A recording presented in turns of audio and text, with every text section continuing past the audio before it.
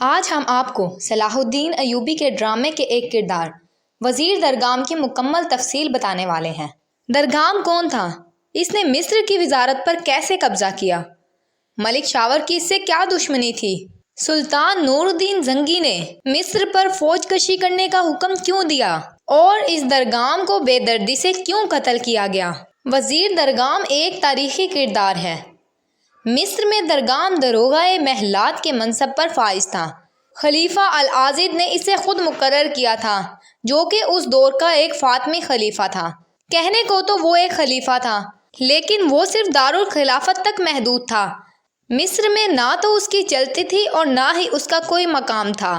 صرف ایک خلیفہ کی حیثیت سے وہ دار خلافت تک محدود رہتا تھا اور کبھی کبھی جھروکے میں آ کر عوام کو اپنا دیدار کرا دیا کرتا تھا۔ داروغہ محلات کو مصر کی ایک طاقتور شخصیت تصور کیا جاتا تھا، جو کہ بڑی بڑی وزارتوں کا تختہ الٹ سکتی تھی۔ کوئی بھی وزیر اگر داروغہ محلات سے نہ بنا پاتا تو اس کا تختہ الٹ دیا جاتا اور اس کی جگہ نیا وزیر آ جاتا۔ خلیفہ تو صرف اپنے محل تک محدود ہو کر رہ گیا تھا، اس کا سلطنت سے کوئی سروکار نہیں تھا۔ شہنشاہ امارلک کو مصر کے لوگ 1/3 تاوان ادا کیا کرتے تھے۔ یہ ایک سالانہ خراج تھا جو کہ یروشلم کے شہنشاہ کو مصری عمرہ ادا کیا کرتے تھے، لیکن مصر کی عوام کو اس کے بارے میں کوئی پتہ نہ تھا۔ مصر کے تمام معاملات وزیر مصر طے کیا کرتا تھا۔ وزیر مصر کا سب سے بہترین اور مضبوط تعلق داروغہ محلات کے ساتھ ہونا چاہیے تھا۔ اگر ان دونوں کے تعلقات میں ذرا سی بھی کوئی گڑبڑ ہوتی تو داروغہ محلات موجودہ وزیر کو ہٹا کر اس کی جگہ کوئی نیا وزیر لے آتا تھا۔ مصر کے اندر کثر نفسی کا دورہ تھا۔ اسی دوران داروغہ محلات درگام کی موجودہ وزیر اعظم سے کسی بات پر انبن ہو گئی۔ اس نے موجودہ وزیر کو ہٹا کر ملک شاور کو مصر کا وزیر اعظم بنا دیا۔ ملک شاور جو کہ اس وقت سعید کا گورنر تھا، درگام نے اسے خود سعید بلایا اور اسے مصر کی وزارت کی پیشکش کی اور پھر خود ہی اس کی وزارت کے استحکام میں اس کی مدد کرنے لگا۔ لیکن ملک شاور کو بھی شاید عزت راس نہ آئی تھی۔ وہ خود تمام معاملات کا باضابطہ طور پر خود مختار حاکم بننا چاہتا تھا۔ اس کو وزارت کے معاملات میں داروغہ محلات کی دخل اندازی بالکل بھی پسند نہیں تھی۔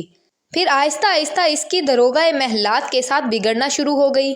وہ سمجھتا تھا کہ وہ شاید اپنی سیاست سے سب کچھ طے کر لے گا، لیکن درگام اس سے بھی زیادہ چالاک اور شاطر تھا۔ اس کے لیے کوئی بڑی بات نہ تھی کہ وہ ملک شاور کو ہٹا کر خود وزارت کا عہدہ سنبھال لیتا، لیکن اس نے ملک شاور کو اس کے لائق سمجھا۔ جب ملک شاور نے اس کے ساتھ تعلقات بہترین استوار نہیں کیے تو اس کا دل ملک شاور سے بد دل ہو گیا۔ اس نے تمام بڑے بڑے امیروں کو اپنے ساتھ ملایا اور اپنی وزارت کا اعلان کر دیا۔ پھر اس نے دارالوزارت پر جا کر فوج کشی کر دی اور ملک شاور بہت مشکل سے اپنی جان بچا کر دمشق کی طرف بھاگ گیا۔ مصر پر داروغہ محلات درگام کا قبضہ ہو گیا، جو کہ اس وقت کا موجودہ وزیر اعظم بن گیا۔ اب ایک طرح سے وزیر درگام پورے مصر کا حاکم تھا۔ ملک شاور کو شکست دینے کے بعد درگام سمجھنے لگا کہ وہ بہت ہی طاقتور ہے اور اپنی دماغی سیاست سے کچھ بھی کر سکتا ہے، لہٰذا اس نے اپنے معاملات یروشلم کے بادشاہ شہنشاہ مالک سے بھی بگاڑ لیے۔ مصر کی عوام کو بہت زیادہ نقصان پہنچایا۔ اس کے سپاہیوں کو کوئی روک ٹوک نہ تھی، وہ جو چاہے وہ کر سکتے تھے۔ دوسری طرف ملک شاور نے سلطان نور الدین زنگی سے درخواست کی کہ اسے مصر کی وزارت حاصل کرنے میں مدد کی جائے۔ وہ مصر کا 2/3 حصہ خراج کے طور پر سلطان کو ادا کرے گا۔ سلطان نے اس کی بات مان کر اسد الدین شیرکو کو فوج دے کر اس کے ساتھ روانہ کر دیا۔ جب درگام کو اس بات کی خبر ہوئی تو اس نے مدد کے لیے شہنشاہ امارلک کی طرف دیکھا۔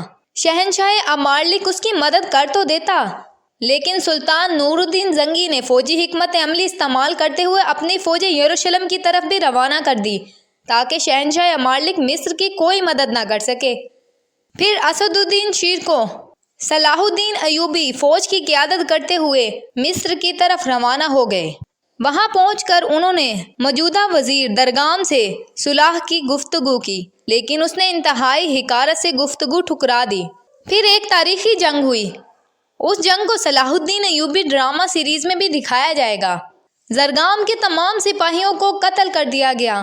زرگام بہت مشکل سے اپنی جان بچا کر بھاگ گیا۔ اسد الدین شیرکو نے بھی اس کا پیچھا نہ کیا کیونکہ وہ جانتا تھا کہ عوام اس سے بہت نالاں ہیں۔ اگر وہ عوام کے ہتھے چڑھ گیا تو وہ بہت بری موت مرنے والا ہے۔ ایسا ہی ہوا جیسا شیرکو نے سوچا تھا۔ زرگام دارالوزارت سے تو بچ کر بھاگ نکلا، لیکن کچھ دور جا کر وہ عوام کے ہتھے چڑھ گیا۔ عوام نے وزیر درگام کو دیکھ کر اسے پکڑ لیا اور پھر اس کی بوٹیاں بوٹیاں نوچ کر اس کو قتل کر دیا۔ اس طرح وہ ایک عبرتناک موت سے دوچار ہوا۔ دوستو، اگر آپ ملک شاور کی تاریخ بھی جاننا چاہتے ہیں تو کمنٹ باکس میں اپنی رائے کا اظہار ضرور کیجیے گا۔